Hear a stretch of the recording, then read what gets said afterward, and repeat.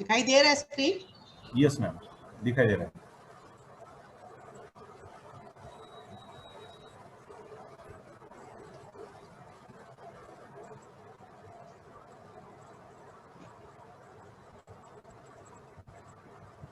Yes ma'am. जी भैया।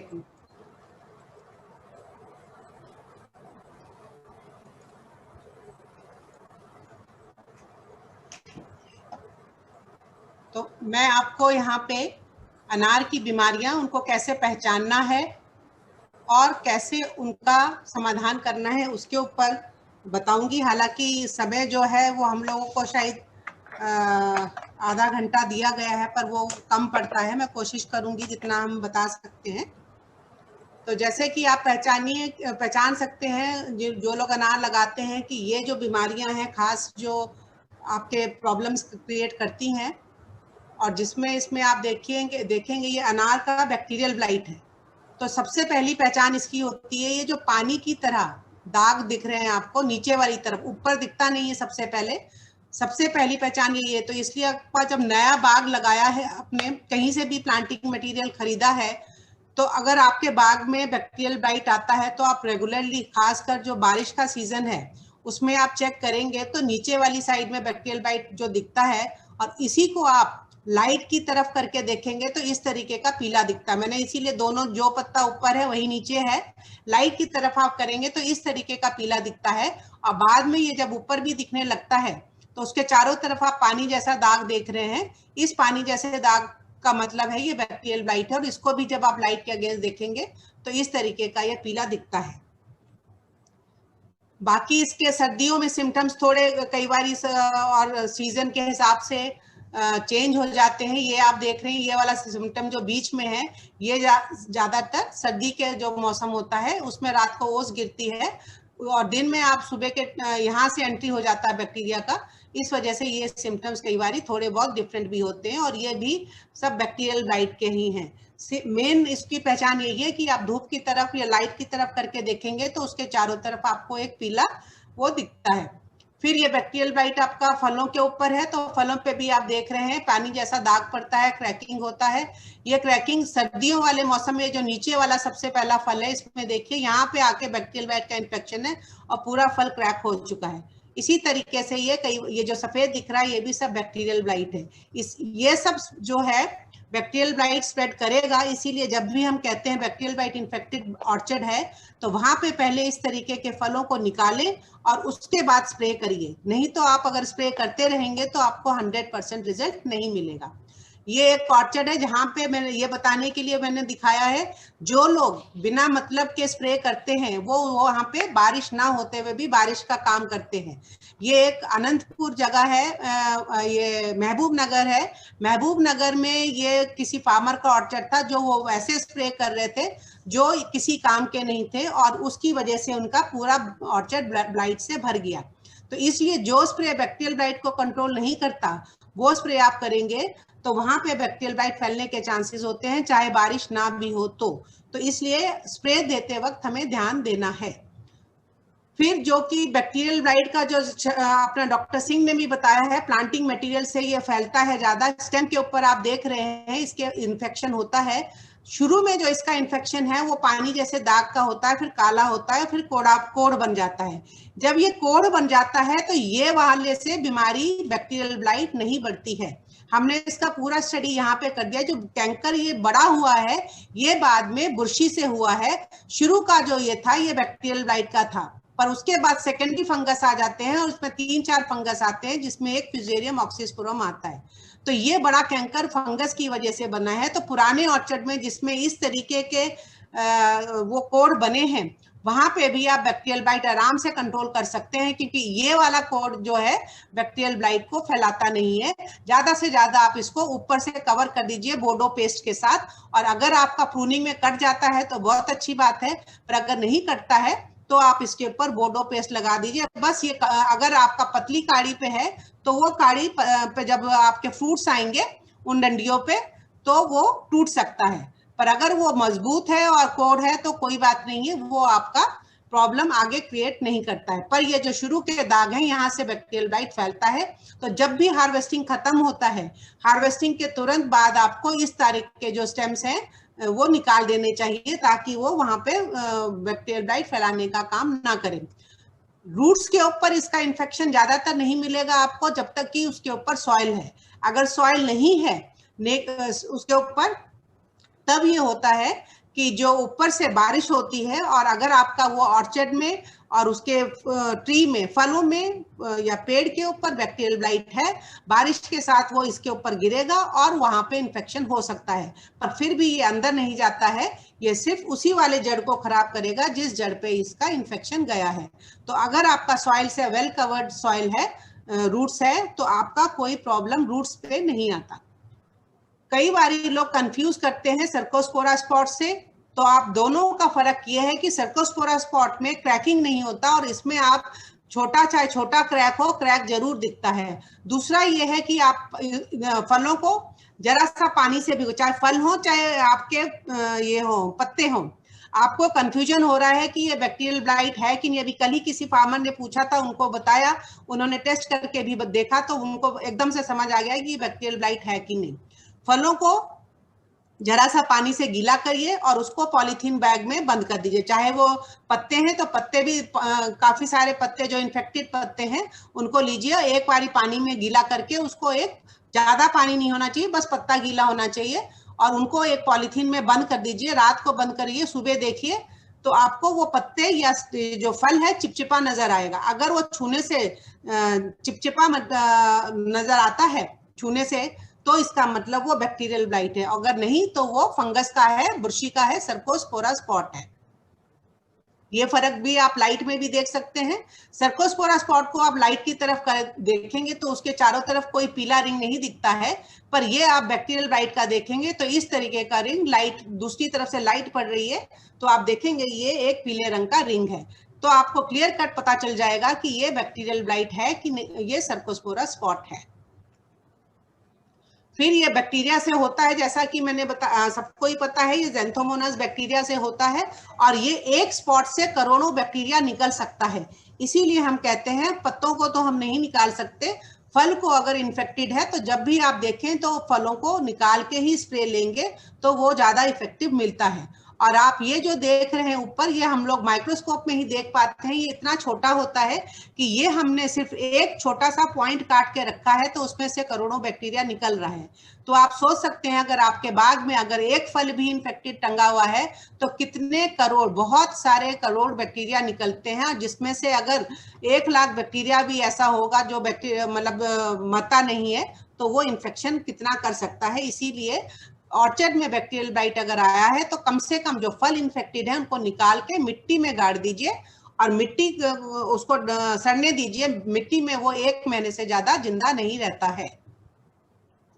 ये मैं दिखाना चाह रही थी बैक्टीरिया की किस तरीके का होता है। ये आप लोग नहीं देख सकते हैं, हमको भी माइक्रोस्कोप, जो स्पेशल माइक्रोस्कोप होता है उसमें ये 1000 टाइम से ऊपर बड़ा है साइज। ये आप देखिए, ये बैक्टीरिया है और इसके ऊपर एक ये धागा है। ये जो धागा है इसी के साथ ये तैरता है पानी में, और एक जब आपका पानी स्प्रे होता है पानी में निकल के ये इधर उधर जाता है फलों पे और बाकी जगहों पे, और हवा उसको साथ में उड़ा के ले जाती है अपने साथ, दूसरी जगह तक पहुंचाती है, या कीड़े वगैरह उसको दूसरी जगह तक पहुंचा देते हैं। तो जैसा कि मैंने बताया आपको कि क्या क्या कारण इसको फैलाने के होते हैं। स्टेम कैंकर जो हम बोलते हैं, स्टेम कैंकर जैसे मैं दिखा चुकी हूँ कि इससे बहुत ज्यादा नहीं फैलता है, पहले वाला जो है इससे ज्यादा फैलता है। डॉर्मेंट बर्ड्स मतलब जहां से आपके नए स्टेम्स वगैरह निकलते हैं, तो एक सीजन से दूसरे सीजन तक ये जिंदा कैसे रहता है। हालांकि ये बैक्टीरिया ऐसा नहीं है कि इसके चारों तरफ एक वॉल बनाई जाती होती है कईयों में, जो कि बहुत स्ट्रांग वॉल होती है और टूटती नहीं, पर इसमें वैसी वॉल नहीं है। इसको अगर पानी नहीं मिला तो ये आराम से मर जाता है, और इसको धूप पड़ जाए, पानी इसको मिल जाए तो ये पानी मिलेगा तो जिंदा रहेगा, नहीं मिलेगा तो ये मर जाता है। इसीलिए बार बार स्प्रे जब आप करेंगे तो इसको पानी मिलता रहेगा और ये जिंदा रहेगा। तो ये डॉर्मेंट बर्ड्स में ये जिंदा रहता है, और इन बर्ड्स में अगले सीजन में यहीं से बीमारी फैलती है जो हमें पता नहीं चलती। दूसरा, जो लोग ऑर्चर्ड में ही फल निकाल के ऊपर ही फेंक देते हैं, जब तक कि फल पूरी तरह से सड़ेगा नहीं तब तक वहां से इन्फेक्शन फैलता रहेगा। और इसी तरह से जो पत्ते पड़े हैं वो। तो ये जब तक कि पूरी तरह से सड़ते नहीं है, इन्फेक्शन फैलाते रहते हैं, तो ये जो इन्फेक्शन है आपको कई कई महीनों तक पड़ा रहेगा। इसलिए इनको हमेशा मिट्टी में दबाना है और दबा के उनको पानी डाल देना है ताकि वो सड़ जाए। तो दूर दूर तक ये जो आपका फल है, फल वगैरह से बहुत दूर तक नहीं जाता है कि फलों पे अगर आपके धुल चुका है फल तो वो आपका बहुत दूर तक नहीं लेके जाता। इन्फेक्टेड प्लांटिंग मटेरियल सबसे ज्यादा कारण है दूर दूर तक फैलाने का, जो कि डॉक्टर एनवी सिंह ऑलरेडी बता चुके हैं। और हवा के साथ ये कोई 100 मीटर तक चला जाएगा, मतलब कि आपके एक बाग में 1-2 प्लांट इन्फेक्टेड हैं तो आप ही के बाग में वो 1-2 जगह मतलब कि आगे आगे फैलता चला जाएगा। जब आंधी तूफान होती है तो ये 15-20 किलोमीटर तक जा सकता है और वहां पे आपके कुछ ऑर्चर्ड जो भी आसपास होंगे तब इन्फेक्शन वहां पे हो सकता है। तो जैसे मैंने बताया था कि सबसे पहले आपके बाग में कहाँ से आता है, या तो प्लांटिंग मटेरियल और या फिर जो पड़ोस में इन्फेक्टेड ऑर्चर्ड लगा है वहां से बारिश के दिनों में।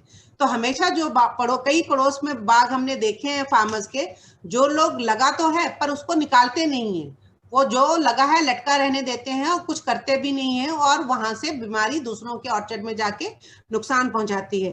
तो ये हम लोगों को, हमारी सरकार को इस चीज का वो लेना चाहिए कि जो लोग इस तरीके का काम करते हैं कि अपना भी कुछ करते नहीं है, दूसरों में बीमारी बढ़ाने का ये सोर्स हो, तो ऐसे ऑर्चर्ड हमें खत्म करवाने चाहिए, वहां से हटवाने चाहिए। तो ये सबसे बड़ा कारण होता है, करते हैं तो ब्लाइट कंट्रोल होता है। पर अगर आपका अड़ोस पड़ोस में, पर इसका ध्यान रखना है कि जितने भी बाग हैं आसपास में जिनका ब्लाइट है सबको करना है। अगर 2 ने कर लिया, 1 ने नहीं किया, तो वहीं से वो सारा फिर से आएगा, फिर भी आपको कंट्रोल अच्छा मिलता है। इनका ही कहना खुद का था, ये जो फार्मर हैं इनके पास एक जगह और था पास में कोई प्लॉट, जिसमें इन्होंने ये 6 स्टेप नहीं किया क्योंकि उस टाइम उन्होंने क्रॉप पकड़ा हुआ था। तो उसमें भी ब्लाइट था, पर उन्होंने कहा कि 2 साल तक उनको कुछ प्रॉब्लम नहीं आया, तीसरे साल उसी प्लॉट में से इनको इधर प्रॉब्लम आया। तो ये चीजें हमें ध्यान रखने की है कि जितना भी वहां पे आसपास में है उस सबको ये 6 स्टेप करेंगे तो पूरा 100% आप बैक्टीरियल ब्लाइट कंट्रोल कर सकते हैं। तो अस्परजिलस नाइजर का भी जो मैं बता चुकी, काली सेना का बहुत सारे फायदे हैं। मर रोग के लिए तो है ही है, साथ में ये आपका रेजिस्टेंस पावर बढ़ाता है, ग्रोथ को इम्प्रूव करता है, निमेटोड्स के लिए भी प्रिवेंटिव है, विल्ट के लिए भी प्रिवेंटिव है। अगर आप शुरू से इसको साल में 2 बारी डालते हैं तो आपको ये प्रॉब्लम्स आएंगे ही नहीं। और साथ में ये ग्रोथ कंट्रोल है और रेजिस्टेंस बिल्डअप भी करते हैं, मतलब दूसरी बीमारियों से रोकने के लिए भी शक्ति बढ़ाते हैं। फिर जो है विल्ट का प्रॉब्लम सब लोग बता रहे थे, जैसे कि आपके और सारी जगह इस साल विल्ट का प्रॉब्लम आया है। तो जब भी इस तरीके का पहला सिम्टम आपको नजर आता है, पीलापन, उसी समय आपको ध्यान देना है कि आपको मैनेजमेंट प्रैक्टिस लेना है। पर उससे पहले कारण क्या है ये जान लेना है, क्योंकि ये पीलापन आपके कई कारणों से आ सकता हो सकता है कि कोई वहां का ड्रिपर बंद है, हो सकता है कोई न्यूट्रिएंट की डेफिशिएंसी है, हो सकता है कि कोई कीड़ा है जो नीचे आपके स्टेम बोरर वगैरह टाइप का है, और हो सकता है कि रूट्स खराब हो गई हैं विल्ट की वजह से। तो वो आपको देखना है, कई बार पानी ज्यादा होने की वजह से रूट्स खराब हो जाती हैं। तो कारण क्या है पहले आपको समझ लेना है देख के, उसके लिए आपको सबसे पहले उधर की रूट्स चेक करनी है, और उसके बाद आगे उसी टाइम से अगर आप प्रिकॉशन लेते हैं तो विल्ट प्रॉब्लम आगे नहीं आती। जब ये कंडीशन आ जाती है तो ज्यादातर जब एक लाइन में पौधे मर रहे हैं तो ये सेरेटोसिस्टिस विल्ट जो होता है वही इसका मेन कारण होता है। और उसकी पहचान ये है कि जब आप उसको खोल के देखेंगे तो ये देखिए पीलापन ज्यादा बढ़ गया, और कई बार ये जब भूरा काला भी हुआ नहीं है उसी टाइम में ये पीलापन ज्यादा होने की वजह से आप देखेंगे उसमें एक जैसे शराब की खुशबू होती है उस तरह की महक इसको आएगी सूंघने से। तो अल्कोहलिक स्मेल बोलते हैं हम उसको। तो वो अल्कोहल की स्मेल इसमें से आएगी अगर आप देखेंगे, और ये काला पीलापन बढ़ जाता है और बाद में ये ऊपर तक चला जाता है, और ये एक के बाद एक पौधों को मारता जाएगा। ये उसके अलग अलग तरीके के मैं दिखा रही हूँ, ये अलग अलग तरीके के आपकी भाषा में बोलूंगी बीज बनाता है, और एक तरीके का ही बीज बनता है जो कि ये 5 से 6 साल तक जिंदा रह सकता है। इसीलिए जब भी इन पौधों को निकालना है, इन पौधों को बहुत ध्यान से निकालना है, इनको जला देना है, इनको रखना नहीं है, ना दबाना है, क्योंकि मैंने बताया ये जो इस तरीके के स्पोर होते हैं इसके, ये बीज होते हैं, ये इसको फैलाने का काम करते हैं और काफी दिन सालों तक जिंदा रखता है। तो इनका ये बाकी अलग अलग तरीके के जो इनके बीज हैं, आप देख सकते हैं कि एक छोटी सी चीज माइक्रोस्कोप में दिखता है, वैसे दिखता नहीं, और करोड़ों इसके उसमें से उड़ते हैं इधर उधर। तो ये सब चीजें कीड़े भी फैलाते हैं इसको। शॉर्ट होल बोरर इसको तरफ अट्रैक्ट होता है, शॉर्ट होल बोरर का भी आपको कई बार इन्फेक्शन साथ में मिलेगा। तो इसका जैसे ही आपको मिलता है उसी टाइम ट्रीटमेंट करना है। कई बार मैंने बताया स्क्लेरोशियम या राइजोकोटोनिया वगैरह से भी प्रॉब्लम आता है, पानी वगैरह आ गया तो रूट्स सड़ जाते हैं, और फ्यूजेरियम भी किसी किसी जगह पे प्रॉब्लम करता है। और ये शॉर्ट होल बोरर जो सेरेटोसिस्टिस का प्लांट है, ये शॉर्ट होल बोरर आप देख रहे हैं, ये छोटे छोटे छेद हुए हुए हैं, ये उसी के कीड़े बरसात में इधर उधर आपको जाते हुए मिलेंगे। ये निमेटोड का है, निमेटोड में भी आप देखेंगे अगर प्लांटिंग मटेरियल में निमेटोड का है प्रॉब्लम, तो आप जब लगाएंगे तो न्यूट्रिएंट डेफिशिएंसी, न्यूट्रिएंट्स की कमी जैसे सिम्टम नजर आते हैं।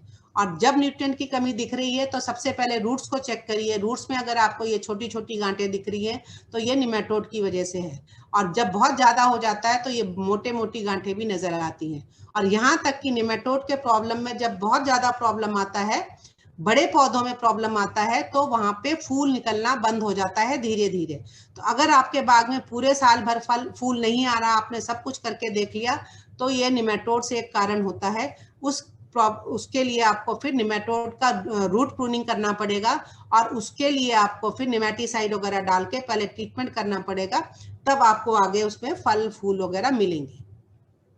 और ये भी कई फार्मर्स के थ्रू एक्सपीरियंस हुआ है कि उन्होंने जब फोटो भेजे हमें तो पता चला कि वो ये वाला पौधा गुजरात का है, इसमें 1 साल से फूल नहीं आ रहा था। जब उनको निमेटोड का चेक करने को बोला तो ये उन्होंने फोटो भेजे थे कि ये उनके हाल ऐसा था, कारण उसका निमेटोड था, जिसकी वजह से पौधा अच्छा दिखने के बाद भी फूल और फल उसमें नहीं बन रहे थे। और इसमें मिट्टी में एक मेन तो रूट नॉट वाला, ये गांठ बनाने वाला निमेटोड है, उसमें 1-2 निमेटोड और होते हैं जो नुकसान कर सकते हैं, जिनका हमें रूट्स को देख के पता नहीं चलता, पर ज्यादा से ज्यादा नुकसान जो है आपका रूट नॉट निमेटोड से होता है। और ये सेरेटोसिस्टिस के साथ भी मिलेगा आपको, कई बार ये आपको दूसरे बुर्शी के साथ भी मिलेगा निमेटोड, और कभी कभी आपको इसको शॉर्ट होल बोरर वगैरह भी नजर आता है। तो मैनेजमेंट का जैसे कि एक तो है कि जब नया हम लोग लगाते हैं तो आप ये जो है सॉइल सॉलिडाइजेशन करना बहुत अच्छी बात है किसी भी क्रॉप के लिए, सिर्फ इसी के लिए नहीं, कोई भी आप जो एनुअल क्रॉप भी लगाते हैं, अगर आप एक बार ये करते हैं तो 2 साल तक इसका असर रहता है। इसका फायदा ये होता है जितनी भी बीमारियां हैं, निमेटोड है, सबको मारता है, कीड़ों को भी मारता है, पर जो अच्छे वाले इसके होते हैं, जैविक होते हैं, उनकी पॉपुलेशन बढ़ जाती है। और जिससे कि आपका जो कई जैविक ऐसे होते हैं जो पोटाश के लिए सॉल्युबलाइजेशन बढ़ाता है, नाइट्रोजन अपटेक बढ़ाता है, फॉस्फेट अपटेक बढ़ाता है, और कई जैविक ट्राइकोडर्मा है आपका, ये एस्परजिलस है, या बहुत सारे ऐसे जैविक हैं जो बीमारियों को रोकते हैं, वो सबकी जनसंख्या बढ़ जाती है, और उसकी वजह से आपकी ग्रोथ वगैरह भी जल्दी होती है और अच्छी होती है। मैंने जो पूरा का पूरा तजुर्बा ये पोटैटो पे पूरा किया हुआ है, और उसमें इसका लगभग आपका 30 से 40% तक ईल्ड भी ज्यादा मिलता है, और क्वालिटी इतनी अच्छी मिलती थी उसकी पोटैटो की कि उसके ऊपर जो काले धब्बे या वो आते थे वो बीमारियां बिल्कुल नहीं आती थी, और एकदम अंडे जैसा चमकता था। और जो एक पेड़ में से आप आलू निकालोगे, बटाटा जब करोगे, तो एक पेड़ में से कुछ छोटा मिलेगा, कुछ बड़ा मिलेगा, कुछ बहुत बड़ा, पर जब ये करते थे तो एक जैसे साइज के आपको फल मिलते थे, मतलब वो आलू मिलता था, बटाटा मिलता था, वो छोटे वाले ना के बराबर होते थे, बहुत बड़े वाले भी नहीं होते थे, बीच दरमियानी साइज के ही ज्यादातर मिलते थे। तो ईल्ड भी अच्छा होता था, क्वालिटी भी इंप्रूव होती थी, और 1 साल कर लो तो 2 साल तक इसका इफेक्ट रहता था। इसीलिए हमने अनार में भी करके देखा इसको, और अनार में जो विल्ट वाला प्लॉट था वहां पे ये किया, करने के बाद हमने जब पौधे लगाए तो उसके पौधे अभी तक में भी कोई पौधा मरा नहीं है। तो जैसा कि रेज बेड प्लांटिंग की बात बताई थी, तो रेज बेड पे प्लांटिंग करने से आपको फायदा होता है, पानी ज्यादा नहीं रहेगा और हवा भी अच्छे से लगती है। तो इसके जो ट्रीटमेंट है उसमें 3 तरीके के ट्रीटमेंट हैं जो हमें बहुत अच्छे मिले थे, हमने 17-18 ट्रीटमेंट ट्राई किए थे। तो एक ट्रीटमेंट तो ये है कि पहला ड्रेंचिंग जो है प्रोपिकोनाजोल, जो टिल्ट आप बोलते हो, 2 ml और उसके साथ क्लोरपाइरिफॉस मिला के डालना है, और उसके फिर 1 महीने के बाद ये काली सेना डालना है और जोश डालना है। एक बारी काली सेना, और दोनों को एक साथ भी डाल सकते हैं 2 बारी, या फिर एक बारी काली सेना डाल के 1 महीने के बाद फिर जोश डालिए, तो इससे भी पूरा विल्ट कंट्रोल होता है। इसमें एक बारी प्रोपिकोनाजोल डालना है। जिन लोगों को प्रोपिकोनाजोल नहीं मिल रहा है, तो सॉरी काली सेना जोश नहीं मिल रहा है, तो आप प्रोपिकोनाजोल क्लोरोपाइरीफॉस का 3 बारी ड्रेंचिंग करिए इसको 20-20 दिन के अंतर पे 2 ml प्रति लीटर से। तीसरा है, इसका भी बहुत ही अच्छा रिजल्ट है। इसमें आप जो फॉसिटाइल एल्यूमिनियम एलीट है 6 ग्राम प्रति प्लांट डालना है और 10 लीटर पानी में मिला के, और फॉलिक्योर जो है ये 3 ml एक पौधे को डालना है 10 लीटर पानी में मिला के। तो इसको आपको 2 बारी एलीट डालना है, 2 बारी फॉलिक्योर डालना है, और दोनों को एक बारी एलीट, फिर फॉलिक्योर, फिर एलीट, फिर फॉलिक्योर। तो ये ड्रेंचिंग आप अगर 4 बारी कर देते हैं, इससे भी पूरा 100% डिजीज कंट्रोल आता है। फिर डिजीज कंट्रोल के लिए ड्रेंचिंग करना कैसे है, इस तरीके से करना, कम से कम एक बारी ड्रेंचिंग इस तरीके से करना है। और कई लोगों का ज्यादा होता है तो लोग ड्रिपर से डालते हैं, पर इसका रिजल्ट आपको ज्यादा अच्छा मिलता है। ड्रेंचिंग करने से एक दिन पहले आपको पानी जितना डालना है अच्छे से डाल देना है, अगले दिन ड्रेंचिंग करना है, फिर 2 दिन तक पानी नहीं देना है, ताकि आपका जो इफेक्ट है इसका केमिकल का वो पूरा इफेक्ट मिल जाए। जहां पे ये सब जिंदा पौधा में करना था, जो पौधा मर गया उसके आसपास जो पौधा है वहां पे बीमारी गया होगा, उनको रोकने के लिए, या जहां पे बीमारी अभी एक स्टेम में थोड़ा सा पीलापन शुरू हो गया, वहां पे वो वाला ड्रेंचिंग जो मैंने अभी तक बताया। पर जो पौधा पूरा सूख चुका है उसको निकालना ही अच्छा है। उसको ड्रेंचिंग करके आप करेंगे तो निकल आएंगे, वो बाद में फिर से मरेगा, क्योंकि वो अंदर तक जहां से पानी और न्यूट्रिशन जाता है ये फंगस वहां चला गया है और उसको ब्लॉक कर दिया है। तो उसको आप ट्रीटमेंट मत करिए, वेस्टेज मत करिए, वहां पे उस पौधों को निकालिए और वहां पे फॉर्मल्डिहाइड का ड्रेंचिंग करिए, 50 ml प्रति लीटर के हिसाब से डालिए, और 10 लीटर सोल्यूशन डाल के उसको उसी टाइम बंद कर देना है, झाँप देना है। अंदर गैस की वजह से वो दूर दूर तक चला जाता है और उसको सारे बीमारी को मार देता है। पर इसको जिंदा पौधे में अगर गया तो वो जिंदा पौधे को सुखा देगा। इसलिए ध्यान रखना है कि जो पौधा मरा है उसी को डालना है, और इसके बीच में आप एक ट्रेंच बना सकते हैं ताकि इधर का पानी उस साइड बिल्कुल नहीं जाना चाहिए। ये हमारा वेबसाइट पे भी आपको पूरा मिलेगा। ये मैंने दिखाया कि ये हमने जहां जहां किया था, जो पौधे बाद में लगाए, और एंड तक ये हमको पैदावार देते रहते हैं। तो ये वही एक डायग्रामेटिक है कि ये जो पौधा मर चुका है, ये लाल वाले पौधे मर चुके हैं, जो वहां पे फॉर्मल्डिहाइड डालना है। जहां पे आधे पौधे मर चुके हैं, मतलब कि दो स्टेम मर चुकी हैं, वहां पे भी आपको फॉर्मल्डिहाइड डालना है। पर जहां पे बाकी जगह है जहां पे अभी पीलापन शुरू हो गया, या बीमार पौधों के चारों तरफ अच्छे पौधे हैं, उनको आपको जो मैंने बताया प्रोपिकोनाजोल का ड्रेंचिंग, या एलीट फॉलिक्योर का ड्रेंचिंग, या फिर काली सेना जोश के साथ, तो ये तीनों में से लेना है। निमेटोड के लिए जो है रेस्ट पीरियड में, तो जैसे बताया, ये काली सेना, अस्परजिलस नाइजर, ग्लोमस के साथ लेना है, पैसिलोमाइसिस ले सकते हैं, ट्राइकोडर्मा हजियानम ले सकते हैं। पर इसका ध्यान रखिए, जो भी आप डाल रहे हो उसका आपको इफेक्ट पता होना चाहिए। जरूरी नहीं है मार्केट में जो ब्रांड मिल रहे हैं सब आपके, कईयों में कुछ होता ही नहीं है। तो आपको क्वालिटी वाइज श्योरिटी होना चाहिए कि क्या है उसमें। अस्परजिलस नाइजर का एक ही ब्रांड है और वो अच्छा काम कर रहा है, कोई और ब्रांड है ही नहीं। इसी तरह से ग्लोमस का जो मैंने बताया था जोश अल्ट्रा है, तो वो भी अच्छा काम कर रहा है। पैसिलोमाइसिस, ट्राइकोडर्मा, स्टेन्स वगैरह कंपनी के भी हैं कुछ अच्छे। IHR का भी कुछ प्रोडक्ट, ट्राइकोडर्मा का भी शायद आया है कि नहीं, पर उनका एक प्रोडक्ट काफी अच्छा काम कर रहा है। क्रॉप सीजन में निमेटोड्स के लिए अगर आपको डालना है, तो जैसे उस टाइम आप लोग कह रहे थे ये कॉस्टली तो है, निमिट्स है और वेलम प्राइम है, तो ये दोनों कॉस्टली हैं, पर इनका रिजल्ट बहुत अच्छा है। अगर आप एक बार ही डालते हैं तो वो निमेटोड कंट्रोल आपको सीजन में एक ही बार डालना है। वो जैसे कि निमिट्स पड़ता है वो 40 ग्राम एक प्लांट में पड़ता है, वेलम प्राइम 2 मिलीलीटर प्रति प्लांट पड़ता है, पर दोनों कॉस्टली जरूर है पर इनका रिजल्ट बहुत अच्छा है। हैदराबाद में एक फार्मर थे जिनका 2 साल या 3 साल से वो कह रहे थे फूल ही नहीं निकल रहा है।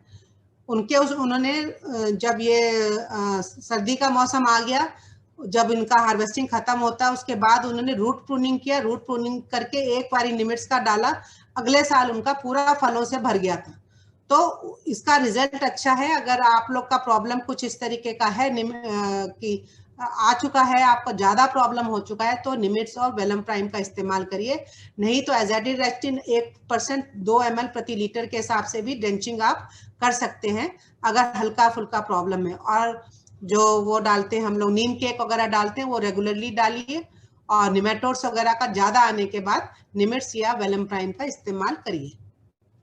एक और थायोकार्बोनिक एसिड का रिजल्ट अच्छा है, पर इसका हमको अभी 1 साल और ट्राई करना है। पर प्रिवेंटिव में जैसे मैंने बताया, आप शुरू से जैविक हर साल में 2 बारी डालेंगे तो ये सब प्रॉब्लम आपको आएगा ही नहीं। इंटरकल्चर नहीं लगाना है। कई लोग शुरू में इंटरकल्चर क्रॉप लगाते हैं, बीच में ये जो लगाते हैं, ये सब क्रॉप से निमेटोड बढ़ जाता है। तो ये जो भी दिख रहे हैं ये निमेटोड बढ़ाते हैं, तो पहले 2 साल में बहुत लोग लगाते हैं, इनको नहीं लगाना है।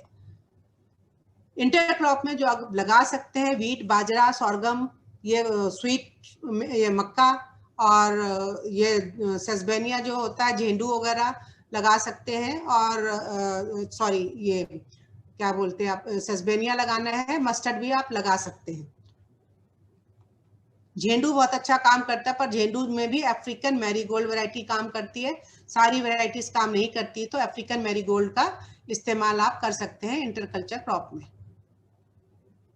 तो विल्ट कंट्रोल के लिए आपको जैसे बता दिया, तो वो आप इस्तेमाल शुरू से प्रिवेंटिव में जैविक करेंगे तो प्रॉब्लम ही नहीं है।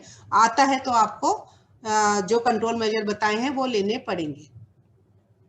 फंगल स्पॉट्स में आपको अल्टरनेरिया का लीव्स के ऊपर भी आता है, सर्कोस्पोरा का आता है, उसके बाद फ्रूट के ऊपर भी सर्कोस्पोरा और कॉलेडोट्राइकम के स्पॉट्स भी आते हैं। और आप देखेंगे कि इनके भी हर चीज के बीज बनते हैं। कोई भी बीमारी है वो अपने तरीके से फैलती है, वो बीज बनते हैं जो हमको दिखते नहीं। इसीलिए अगर बीमारी है तो वहां से वो अगर हम स्प्रे नहीं करेंगे तो वो प्रॉब्लम बढ़ता जाता है। ये स्कैब जो सबसे ज्यादा आजकल बढ़ रहा है, और वो फूल निकलने से लेके हार्वेस्टिंग तक कभी भी आ जाता है। इसके लिए कैब्री टॉप बहुत अच्छा काम कर रहा है। अगर आप कैब्री टॉप का स्प्रे लेते हैं तो ये आपका पूरा चेक में रहता है। कई बार ये इसको भी लोग फंगस समझते हैं, पर ये आपका स्केल इंसेक्ट का है, और कभी कभी दूसरे इंसेक्ट्स की वजह से भी रेड रेड हो जाता है। तो आप ये चीज कंफर्म कर लो, ये स्केल इंसेक्ट या दूसरा इंसेक्ट का प्रॉब्लम तो नहीं है। फल कुछ ये भी कॉलर रॉट है जो कॉलेडोट्राइकम या कोनिला से होता है, और ये भी आजकल काफी प्रॉब्लम हो रहा है। ये अलग अलग तरीके के सिम्टम अलग अलग मौसम में और अलग अलग जगह बनाता है। कभी कभी एस्परजिलस और पेनिसिलियम रॉट भी आता है। पिछले वर्ष में पूरे साल बारिश हुई है, तो इसमें ये वाला प्रॉब्लम पिछले साल काफी ज्यादा लोगों को मिला है। पर उसमें यह था कि बाहर से फल अच्छा था और अंदर से फल खराब था। तो ये प्रॉब्लम आपको फूल के टाइम ही कुछ बीमारियां एंटर कर जाती हैं, जिसमें से हमको इस साल पेनिसिलियम एस्परजिलस भी मिला। और ये बीमारी हमेशा अल्टरनेरिया की जो है, ये हार्ट रॉट बोलते हैं, ये फूल निकलने के टाइम ही अंदर जाता है, और बाद में वो बाहर से तो फल अच्छा होता है और अंदर से खराब हो जाता है। मौसम और कंडीशन मिलने के बाद वो अंदर से फल खराब करता है। तो फूल निकलने के टाइम 2 स्प्रे बहुत आवश्यक है। जब फूल का अगर आपका स्टैगर्ड फ्लावरिंग हो रही है, बैचेस में फ्लावरिंग आ रही है, तो आपको ज्यादा स्प्रे लगेंगे। अगर आपका फ्लावरिंग यूनिफॉर्म आ रहा है तो 2 स्प्रे फ्लावरिंग के टाइम अगर आप लेते हो तो आगे के आपको काफी सारे प्रॉब्लम्स कम मिलते हैं। तो इसमें लगभग 11 फंजीसाइड ऐसे हैं जो हम लोगों को अच्छा रिजल्ट मिला है, जिसमें कि ये आप देख रहे हैं, मैंडीप्रोपामिड है, मेटीराम है, और इसके अलग मतलब मैंडीप्रोपामिड रिवर्स के नाम से आता है। आपका कैब्री टॉप मैंने बताया, इसका बहुत अच्छा रिजल्ट है, तो इसको आप अवश्य करें। और स्कैब के लिए तो बहुत ही अच्छा है, साथ में ये फुट रॉट वगैरह के लिए भी काम अच्छे करते हैं। तो ये जितने भी हैं आपके हैं, फोलियो गोल्ड का है, लोकल है, मर्जर अवतार है, कोनिका का बहुत अच्छा रिजल्ट है काफी सारी बीमारियों के लिए। इसमें कॉपर तो है ही है, इसके साथ कसुगामाइसिन है, तो इनका बहुत अच्छा रोल है बीमारी, बुरशी रोगों को, फंगल प्रॉब्लम्स को कंट्रोल करने में। तो कोनिका का स्प्रे, कैब्री टॉप का स्प्रे, रिवर्स का स्प्रे, और ये 11 के 11 जो है, बोडो मिक्सचर भी उसमें 0.5% आता है, मर्जर अवतार वगैरह भी हैं। तो आपको ये स्प्रे लेने हैं, अवश्य लेने हैं। जैसे कि मैंने बोला, बारिश वगैरह का मौसम है तो उसमें 7 दिन में आप या 10 दिन में एक बार स्प्रे, तो एक फंजीसाइड का स्प्रे तो लेना ही है 15 दिन में कम से कम। और उसके अलावा बीमारी जो ज्यादा दिख रही है तो जल्दी लेना, फिर 1 हफ्ते में लेना पड़ेगा अगर बीमारी आ गई है। जिसमें कि अगर फ्रूट स्पॉट है तो कोई बात नहीं, पर अगर आपका फल कुछ है तो फल कुछ वाले मतलब फ्रूट रॉट वाले फल निकाल के उनको आपको जला देना, उनको मिट्टी में भी मत गाड़िए, उनको जला दीजिए। पर आपको ये स्प्रे फूल निकलने से पहले से ही शुरू करना चाहिए और 2 स्प्रे फ्लावरिंग के टाइम जरूर लेने हैं। और ज्यादातर स्प्रेस जो है महीने हार्वेस्टिंग से लगभग 60 दिन पहले बंद करना है। अगर आपको एक्सपोर्ट क्वालिटी प्रोडक्शन करना है तो लास्ट 2 महीने में सिर्फ कॉपर का इस्तेमाल आप कर सकेंगे। हालांकि मेंडिप्रोपामिड का भी ज्यादा दिन नहीं होना चाहिए, पर इसका हम टेस्टिंग कर रहे हैं। कुछ लोगों ने रिपोर्ट किया है कि ये 100 दिन पहले भी करो तो भी थोड़ा बहुत आता है रेसिड्यू में। तो मैं ये सब आपको बता चुकी हूँ कि 2 स्प्रे जो है फूल निकलने के टाइम जरूरी है। उसके बाद 15 दिन के इंटरवल पे स्प्रे ले लीजिए। स्प्रेडर स्टिकर जरूर मिलाइए। जरूरत के हिसाब से अगर बीमारियां नहीं है तो ज्यादा स्प्रे करने की जरूरत नहीं है, तब आप बोर्डो का स्प्रे लीजिए और बाकी स्प्रे का तभी इस्तेमाल करिए जब आपको जरूरत है। पर अगर आपको पता है आपके बाग में कोई फंगल प्रॉब्लम भी पिछले साल में थी तो उसका भी 1-2 प्रिवेंटिव स्प्रे पे आप ध्यान दीजिए। और कोई भी स्प्रे जो है सीजन में 2 बारी से ज्यादा नहीं लेना है, एक्सेप्ट कॉपर को। कॉपर को आप ले सकते हैं क्योंकि उसका रेसिड्यू लेवल बहुत हाई होता है, वो 20 ग्राम पर केजी तक का अलाउड है, पर बाकी का रेसिड्यू लेवल लो होता है। तो 2 स्प्रे से ज्यादा आप लेंगे तो प्रॉब्लम होगा। और हमने पूरा एक एडहॉक लिस्ट ऑफ फंजीसाइड डाला है एक्सपोर्ट के हिसाब से, उसको आप देख लीजिए कि कौन सा स्प्रे कब बंद करना है, उसमें पूरा डिटेल आपको मिल जाएगा। कभी कभी ये केमिकल पेस्टिसाइड्स की इंजरी होती है जो लोग बीमारी समझते हैं, पर इसको आप देखेंगे जिस डायरेक्शन में फल लटका है उसी डायरेक्शन में पहले वो हरा हो जाता है और वहां पे फिर काले स्पॉट्स आते हैं। तो आप ज्यादातर देखिए जब इस तरीके से ये होता है तो ये फंजीसाइड का होता है। और ये जहाँ पे कभी कभी फल ऐसे होता है तो वहां पे भी स्पॉट पड़ जाता है जहाँ पे पानी रुका रहा। कारण इसका क्या होता है? मेन कारण होता है पीएच। पीएच अगर आपका 6.5 के नीचे चला गया, खासकर कॉपर का, तो बहुत इस तरीके के प्रॉब्लम्स आपको आ सकते हैं। तो आपको एक तो कई लोग क्या करते हैं, पानी का पीएच ज्यादा है तो वो बिना देखे ही सिट्रिक एसिड साइट्रिक एसिड डाल देते हैं, और जब आप दूसरे केमिकल मिक्स करते हो उसकी वजह से उसका पीएच और लो चला जाता है। तो हमने कई बार देखा है कि हमारे पानी का पीएच 8.5 है, जब हम 2 या 3 केमिकल और ये जो अपना स्प्रेडर स्टिकर मिलाते हैं उसके बाद उसका पीएच जो 8.5 पे था तो काफी बारी वो 7.5 पे चला जाता है। तो आपको बहुत ज्यादा ये केमिकल जो साइट्रिक एसिड है बिना देखे मत मिलाइए। पीएच चेक पूरा सॉल्यूशन बनाने के बाद ही चेक करके बनाइए। और पीएच 6.5 के नीचे चला गया तो नुकसान ज्यादा होता है। 7.5 के ऊपर पीएच होगा तो पौधा उस केमिकल का पूरी तरह से इस्तेमाल नहीं कर पाता है, एब्जॉर्प्शन कम होता है। तो इसलिए 6.5 और 7.5 के बीच का पीएच ठीक रहता है। तो ये सब मैं आपको बता ही चुकी हूँ। ये टॉक्सिसिटी का कारण क्या क्या हो सकता है केमिकल्स का। फाइटोप्थोरा ज्यादा प्रॉब्लम नहीं है, कहीं कहीं पे प्रॉब्लम है, पर जब भी ये होता है तो 3-4 दिन में पूरा बाग खराब कर देता है। और इसके जो स्पोर हैं इसके भी सॉइल में रहते हैं, तो जिसके बाग में भी ये प्रॉब्लम आता है उसको उसी जैसे ही ये प्रॉब्लम आता है सॉइल के ऊपर उसको स्प्रे कोई ले लेना चाहिए। रिडोमिल से ये अच्छा कंट्रोल होता है। और ये जो हाइड्रोजन परऑक्साइड है ये कई लोग यूज कर रहे हैं, पर हम लोगों को तो बहुत अच्छा रिजल्ट नहीं मिला किसी भी बीमारी के लिए, पर काफी लोग हाइड्रोजन परऑक्साइड वगैरह का भी इस्तेमाल करते हैं। और ब्लीचिंग पाउडर का आप कर सकते हैं 25 किलो 1000 लीटर में डाल के। जैसे ही आपको दिखता है ये बीमारी आया है तो मिट्टी में जब भी इसका बीज जाएगा तो वो कई सालों तक जिंदा रहता है। अगले सीजन में आप देखोगे जो फल नीचे लटक रहे हैं उसमें पहले अटैक होता है, वो क्योंकि मिट्टी में है। तो इसलिए मिट्टी के ऊपर ब्लीचिंग पाउडर का 25 किलो 1000 लीटर में डाल के ऊपर 1 इंच या 2 इंच का सॉइल गीला कर दो, वो रूट्स पे नहीं जाएगा और ऊपर ऊपर जो ये फंगस गिरा है उसको मार देगा।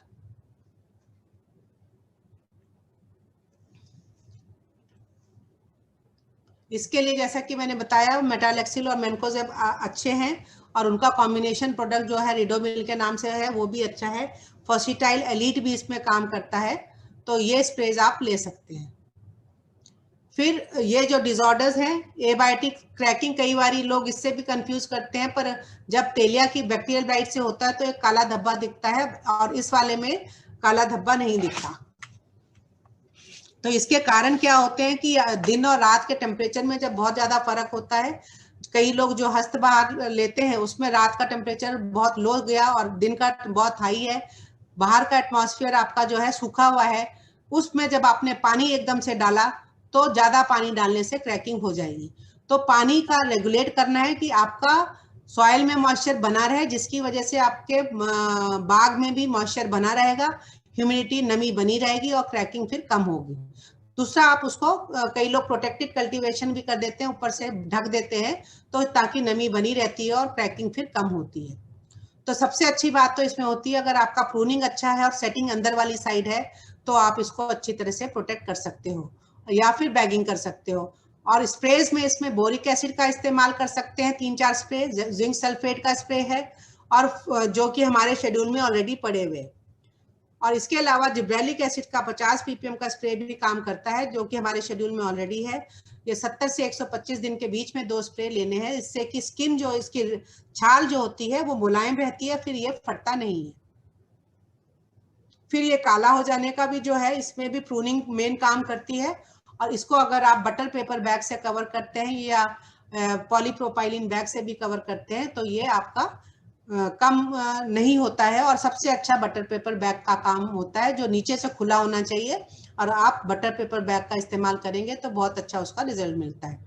ये भी जो इंटरनल ब्रेकडाउन है हाई टेम्परेचर में होता है, जब सूखा होता है, और जब आप मैच्योरिटी के बाद ज्यादा दिन तक इसको पेड़ पे रहने देते हैं तो अंदर से दाने इसके खराब होने लग जाते हैं। तो ये दानों में बीमारी नहीं है, इसको इंटरनल ब्रेकडाउन बोलते हैं। और ये जो है, ये भी आपके अंबे बहार में ज्यादा मिलता है, या हस्त बहार का जिसका डिले हो जाता है, लेट हो जाता है, उसमें भी ये थोड़ा बहुत मिलता है। तो इसमें आपको ये देखना है कि जो इस तरीके के बाहर फल लटक रहे हैं उसमें ये प्रॉब्लम ज्यादा आती है, पर जब आप इस तरीके के देख रहे हैं, ऊपर से तो सारी इसकी प्रोटेक्शन मिली और अंदर के फल हैं, तो उसमें ये प्रॉब्लम आपको ज्यादा नहीं मिलेगी। तो सेटिंग जब अंदर वाली साइडों में होती है तो आपको वो प्रूनिंग के ऊपर डिपेंड करता है सेटिंग वगैरह। तो प्रूनिंग अगर आपकी सही है तो आपको काफी अच्छा इससे प्रोटेक्शन मिल जाता है। और ये सेटिंग का भी आप देखेंगे जिसमें हमने कवर किया हुआ था, उससे बहुत ही अच्छा इसका प्रोटेक्शन होता है। दूसरा भी काफी सारे ये केमिकल्स, पेस्टिसाइड्स बैन हो सकते हैं, चल रहा है, अभी हुए नहीं है, तो इसका हमें ध्यान रखना है कि हम इस्तेमाल करें, पर बहुत ज्यादा ला के ना रखें, क्योंकि कभी भी अगर बैन हो गए तो आपको नुकसान होगा। ये पूरा हमारे आपको एडॉक लिस्ट में केमिकल्स का लिस्ट मिल जाएगा। दूसरा, ये केमिकल का सोल्यूशन बनाने का कई बार लोगों को प्रॉब्लम आता है। तो ये आप अगर देखेंगे कि ये इधर पीपीएम वाले सोल्यूशन दिए हैं, अगर 10 ppm 20 ppm लिखा गया है तो आपको 100 लीटर पानी में कितना, 10 ppm का मतलब एक, जो चाहे ग्राम है या ml है, 1 ग्राम या 1 ml जो भी लिक्विड सॉलिड है उसके हिसाब से 100 लीटर पानी में डालेंगे तो 10 ppm, 2 डालेंगे तो 20 ppm, 10 डालेंगे तो 100 ppm।